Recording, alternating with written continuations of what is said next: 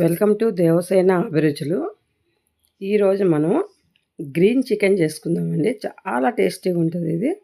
దీనికి ముందుగా మనం 1 కేజీ చికెన్ తెచ్చుకొని ఉప్పు లెమన్ వేసుకొని నీట్గా కడిగి వంపి పక్కకు పెట్టేసుకోవాలండి. వాటర్ అంతా పోవాలి. ఇప్పుడు మనం మసాలాకి కాజు, పచ్చిమిర్చి, పుదీనా, కొత్తిమీర, లెమను,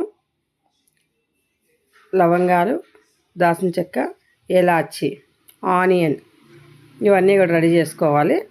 ఇప్పుడు మనం మిక్సీలో పచ్చిమిర్చి, పుదీనా, కొత్తిమీర, కాజు ఇవన్నీ మెత్తగా పేస్ట్ చేసుకోవాలండి. ఫస్ట్ పచ్చిమిరపకాయలు, గరం మసాలాలు అన్నీ వేసేసి ఒక తిప్పేసి తర్వాత కాజు వేసేసి అన్నీ కూడా మిక్సీ బట్టి మెత్తటి పేస్ట్ లాగా చేసుకోవాలి. ఎంత మెత్తగా వీలైతే అంత మెత్తగా పేస్ట్ చేయండి. ఇప్పుడు చికెన్లో వాటర్ అన్నీ వెళ్ళిపోయినాయి. వంపి పెట్టుకున్నాం కదా. ఇప్పుడు ఆ చికెన్లో మనం మ్యాగ్నేట్ చేసుకోవడానికి మనం పట్టుకున్న మసాలాలు చికెన్లో వేసేసుకోవాలండి. పుదీనా, కొత్తిమీర, పచ్చిమిర్చి, కాజు, దాల్చిన చెక్క, లవంగాలు, ఎలాచి మొత్తం కూడా పేస్ట్ ఇది. ఇందులోనే ఒక 100 గ్రాములు కర్డ్ వేసుకోవాలండి. పెరుగు 100 గ్రాములు పెరుగు, 1.5 స్పూను సాల్ట్. కేజీ ఉంది కాబట్టి కిలో కొంచెం పసుపు ఒక 1/2 స్పూన్ వేసుకొని సరిపోతుంది. ఎందుకంటే గ్రీన్ చికెన్ కాబట్టి పసుపు ఎక్కువ వేయొద్దండి, కొంచెం వేసుకోవాలి. పసుపు లేకుండా చేయొద్దు కాబట్టి కొంచెం వేసుకుంటే సరిపోతుంది. ఈ మసాలా మొత్తం కూడా చికెన్కి బాగా పట్టేటట్టు చేత్తోనే కలపాలండి. గరిటతో కలిపితే కాదు, ఏ స్పూన్ పెట్టి కలిపినా కానీ కలవదు. ఇది చేత్తో బాగా కలపాలి. కనీసం ఒక 5 నిమిషాలు బాగా కలుపుకోవాలి దీన్ని. ఒక 2 నిమ్మకాయలు గింజలు లేకుండా రసం తీసి బాగా కలపాలి. ఇది కూడా మంచిగా పట్టించాలండి. మనం ఎంత బాగా పట్టిస్తే అంత టేస్టీగా వస్తుంది ఈ కర్రీ. 2 నిమ్మకాయలు వేసుకోవాలి.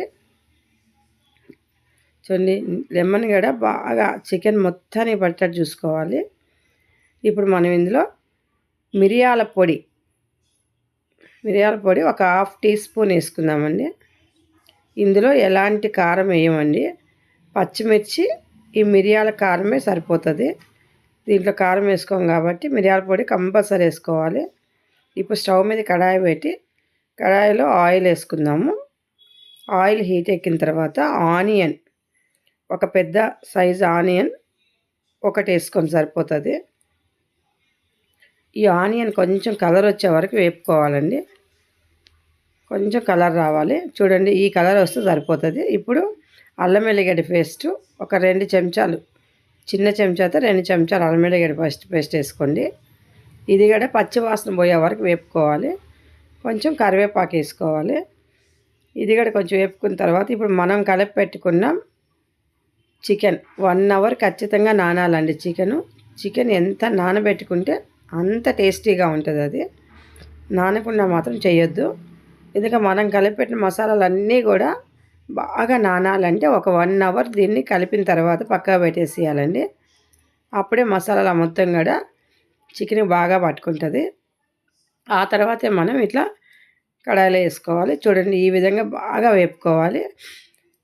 వేపుకుంటూ మూత పెట్టుకుంటూ వేపుకుంటూ ఉండాలి. చూడండి, ఈ విధంగా బాగా అందులో ఉన్న వాటర్ అంతా వచ్చేసి మళ్ళీ మొత్తం డ్రై అయ్యేంతసేపు ఉడికించుకోవాలండి.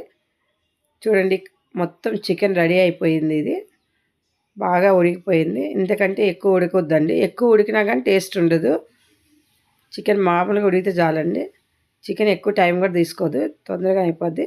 ఇప్పుడు మనం ఈ చికెన్కి రెస్టారెంట్ స్టైల్లో పొగ పెడదామండి. కాల్చిన స్మెల్ వస్తుంది బాగా. దానికోసం మనం ఒక కొబ్బరి చిప్ప తీసుకుందాము. ఇంట్లో ఉంటాయి కదా మనం టెంకాయలు కొట్టేసినటివి. ఆ కొబ్బరి టెంక తీసుకొని కొబ్బరి టెంకని స్టవ్ మీద పెట్టి కాలిస్తే నిప్పు తయారవుతుందండి. ఆ నిప్పుని ఒక చిన్న గిన్నెలో వేసి దాన్ని చికెన్ మధ్యలో పెట్టి 1 స్పూన్ ఆయిల్ వేయాలి. చూడండి, ఈ విధంగా ఆయిల్ వేసి మూత పెట్టేసేయాలండి. మూత పెట్టేస్తే ఆ పొగ స్మెల్ అనేది ఆ స్మెల్ చికెన్ మొత్తానికి బట్టి అసలు తింటుంటే ఉంటుంది చూడండి, అది ఎంత బాగుంటుందో. తప్పకుండా మీరు కూడా ఈ విధంగా చేసుకొని తిని చూడండి, చాలా బాగుంటుంది. ఈ మనం పెట్టిన గిన్నెని తీసేసేయాలి. ఆ పొగ మొత్తం పోయిన తర్వాత తీసేసి ఇప్పుడు మళ్ళీ ఒకసారి చికెన్ బాగా కలుపుకోవాలి మనం. ఈ విధంగా మంచిగా కలుపుకుంటే చికెన్ రెడీ అయిపోయిందండి. లైక్ చేయండి, షేర్ చేయండి, సబ్స్క్రైబర్ చేయండి. తప్పనిసరిగా సబ్స్క్రైబ్ చేయడం మర్చిపోవద్దండి ప్లీజ్ అండి. చూడండి, ఇప్పుడు మనం సర్వింగ్ బౌల్లోకి తీసుకొని సర్వ్ చేసుకుందాము. అసలు ఈ చికెను రోటీలోకి కానీ, చపాతీకి, పూరీకి, అన్నంలోకి కూడా సూపర్ టేస్ట్ ఉంటుందండి. ఇది ఒక్కసారి తిన్నారంటే మీరు ఎప్పటికీ మర్చిపోలేరు. అంత టేస్టీ చికెన్ అండి, గ్రీన్ చికెను చాలా బాగుంటుంది. ఎప్పుడు ఒకే రకం చికెన్ చేసుకోకుండా ఇలా రకరకాలుగా ట్రై చేస్తే చాలా బాగుంటుంది. తప్పకుండా మీరు అందరూ కూడా ఈ చికెన్ చేసుకొని తిని చూసి ఎలా ఉందో మా కామెంట్స్లో పెట్టండి. చాలా బాగుంటుంది. మీరే అంటారు ఇది చేసుకొని తినిన తర్వాత అబ్బా ఎంత బాగుంది చికెన్, ఇంత టేస్టీగా ఉంటుందా అన్నట్టు ఉంటుందండి. అది అంత రుచిగా ఉంటుంది. కొత్త వాళ్ళు వచ్చినప్పుడు చేసి పెట్టిన చాలా బాగుంటుంది. Thank you for watching.